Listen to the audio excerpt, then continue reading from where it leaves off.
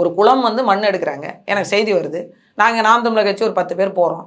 எப்போ இந்த அளவு தானே நீங்கள் மண் எடுக்கணும், அதை தாண்டி நீங்கள் 11 அடி 12 அடிக்கு, என் தம்பி 7 அடி, அவன் 6 அடி 7 அடி இருப்பான், அவனை இறக்கி விடுறேன், அவன் உள்ளே போகிறான். அக்கா அது போயிட்டே இருக்குங்க, நான் செத்து போயிடுவேன், மேலே வந்துட்டேன், தண்ணியில் இறக்கி விட்டேன் அவனை. எவ்வளோ தூரம் ஆழம் போயிருக்கு பாடுறா அப்படின்னு சொல்லிட்டு. சரி அவன் ஒசரமாக இருக்கான், தண்ணி நமக்கு ஒரு 5 அடிக்கு தான் தெரியுது அப்படின்னு இறக்கி விட்டு அது போக போக போயிட்டே இருக்கு. அப்போ எத்தனை அடிக்கு தோண்டி இருக்காங்க? நான் போய் கேட்குறேன், அங்கே இந்த கனிம வளத்துறை அதிகாரிகிட்ட தொடர்பெடுத்து கேட்குறேன். இல்லைங்க அப்படிலாம் ஒன்றும் அங்கே நடக்கலையேங்கிறார், எனக்கு தெரியாதேங்கிறார். அப்புறம் எதுக்கு ஏன் நீ அங்கே அதிகாரியாக இருக்கிற, நீங்கள் தாசில்தாரை கேளுங்க, தாசில்தாருக்கு அழைப்படுத்த. அது நான் இல்லைங்க, கனிம வளத்துறை அதிகாரி தான். சார் உங்களுக்கான அதிகாரம் உங்களுக்கு தெரியுமா சார் அப்படின்னு கேட்குறேன். அப்புறம் மாவட்ட ஆட்சியர்கிட்ட போகுது. இப்படியே தாண்டி தாண்டி ஒவ்வொரு அதிகாரியாக போகுது.